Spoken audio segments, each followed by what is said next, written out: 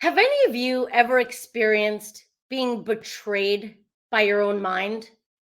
I refer to it as internal adversity.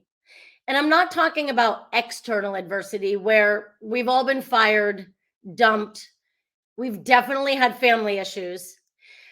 I'm talking about when your brain thinks it's protecting you. So it keeps you in this constant state of fight or flight mode, and you didn't ask it to. And now you're experiencing random panic attacks and you have no idea when the next one's going to come. Well, for me, it's been happening my entire life. Oddly, I was the youngest person ever diagnosed with panic disorder when I was 6 years old. Only it was so long ago, they didn't even have a name for it. So the doctors and I, affectionately named them dizzy spells because it was the only way that as a child I knew how to define what was going on. Well, today I'm going to share with you how I've dealt with it and the three things that have really altered the course of my life. So I've avoided a lot of situations and events to avoid having these panic attacks. It's like I put myself into my own comfort zone. But when I turned 50 years old, I realized I'm not really comfortable at all. Now, I know my mind is always racing, and I'm always asking myself the questions: what should I be doing with my life? And what's my purpose? So, the first thing that helped me, really, really helped me, is when I learned that the universe is always giving us signs. So, years ago, I took a program with Deepak Chopra called Synchro Destiny, and he taught us there are no coincidences. And he gave a really specific example that always stuck with me. He said, imagine one morning you wake up, you're brushing your teeth, you look out the window, and you see someone riding a yellow bicycle, and you've just never noticed it before. And then you're driving to work and you look next to you, and in the car next to you is a yellow suitcase. And then you get to work and someone hands you an important presentation and it's in a yellow binder. And I remember sitting there waiting for the big reveal, but there was no reveal at all. Deepak said, no, there's no big reveal. Just notice unusual things that happen because the universe is trying to tell you something. So years later, I had my aha moment and I said to my husband, I know what he was saying now. He was saying that in order to notice the yellow bicycle or the yellow luggage or the yellow binder, you really have to be present. And while that sounds very, very simple, I know that I live my life on automatic pilot. An easy way to explain this is I'll drive to work and forget even how I got there. I'll forget pulling the parking stub, but obviously I did or I wouldn't be at work. That's automatic pilot. So now fast forward a couple of years and my children are going off to college. They're my life. And so my husband suggests that I find something fun. Now, if you've been a stay-at-home mom living in her comfort zone for 16 years, how do you define fun? So I think about it and I decide that retail should be fun. Now, I have never worked in retail, but I have a favorite store, which is Anthropology. So I march down there and I get a job, and I will never forget my first experience there. So the manager brings me and all the new hires outside, and it's a bunch of 20-year-old girls and me, cute 20-year-old girls and me. And we live in San Diego and it's sunny and I am like profusely sweating. And the manager says to take out our cell phones because we need to download an app to get our schedules and whatnot. I start freaking out because my glasses are in my purse, which is in the office in the store. And these young girls just take out their phones and they're like, boop, boop, boop, we're done. What's next? And it is super uncomfortable because everyone's waiting on me. And I am quite certain one of them even just took my phone and did it for me. So now, to add insult to injury, the manager says, before your next shift, make sure that you dress the company culture, which is high, low, and unexpected. I mean, do you know what that means? Because I had no idea.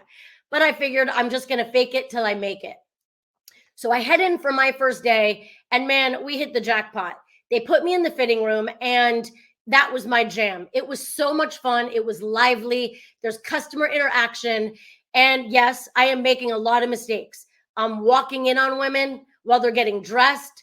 I am constantly putting my foot in my mouth. I still do that today, but there's a lot of laughing. But one night, A customer walks in and she's buying some Easter dresses. So I just suggest that she try on the jacket that's hanging up behind me. And she tries it on and she loves it and she buys it, and I think nothing of it.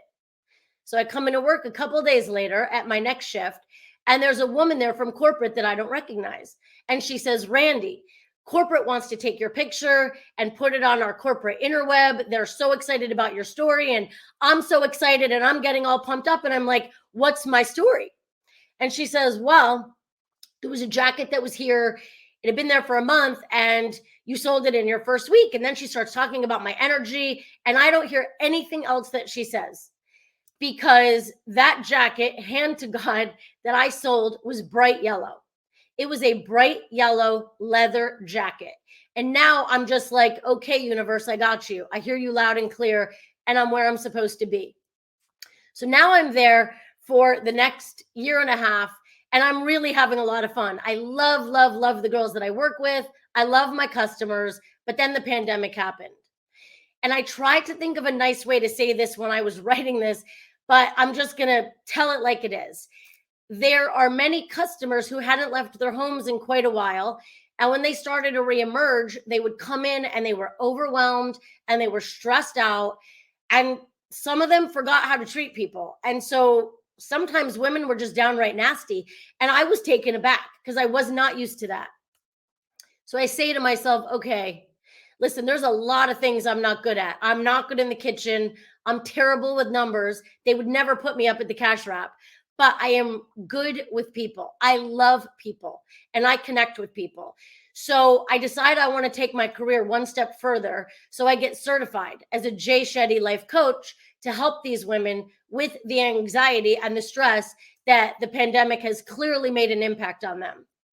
So now I'm like, this is pretty wild. My life is coming full circle. Now I'm actually helping people with the exact same thing that kept me stuck in my comfort zone for most of my life. So I really want to leave you and impart these three things that have just changed my entire life. The first one that is so important is to be present in your own life. I'm telling you, signs are all around you. And when you start to notice them, it's so much fun. One of the things I do, for instance, if I'm at work and an old friend walks in and I haven't seen her in a while, you better believe I pick up the phone and I call her because there's a reason that she showed up. The second one, this one is so important to me. Don't just give thanks at Thanksgiving. Be thankful every single day. Wake up and find reasons to give thanks. And at the end of your day, I don't care if you had a terrible day. I have terrible days. But find reasons to be thankful, because here's what's going to happen. And I am making you this guarantee. When you're thankful, you're happy. And when you're happy, you're calm. And when you're calm, your anxiety fades. And when your anxiety fades, your insomnia even gets better. I like to look at it as a win-win-win-win situation. I cannot tell you how many times customers have made comments about how much fun it is back there. And I just think to myself, when you're thankful and happy, it comes back to you in spades. And finally, advice that my father has told me my entire life. He's always said to me, Randi, be the wind and not the leaf. And I didn't get that as a little girl. But today, that advice is abundantly clear to me. We all have choices. We all are in control of our own life. If something isn't working out for you, change the channel. Here's some questions to ask yourself if you're afraid to get out of your comfort zone. What are you so afraid of? Are you afraid of failure? Because trust me, I have failed at so many things. It stinks, but it's just part of the process. Are you afraid of what other people are going to say about you? Who cares? That smoke, blow it away. Are you afraid of succeeding? Because that could happen. You try something and you're really good at it.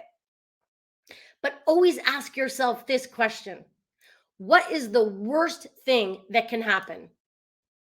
Because I'm going to tell you what happened to me. When I left my comfort zone, I literally found my life's purpose. I help women. I help them with their stress and anxiety, which helps me. I hopefully make them happy when they're shopping. And I realized I am the wind. I am no longer the leaf letting my panic attacks control me. Do you want to be the wind or the leaf? Now, I'd like to leave you with a challenge. Make a list. It could be 2 or 3 things of things that are really, really far out of your comfort zone. And then very simply, pick a date and do it. Thank you so much for your time today.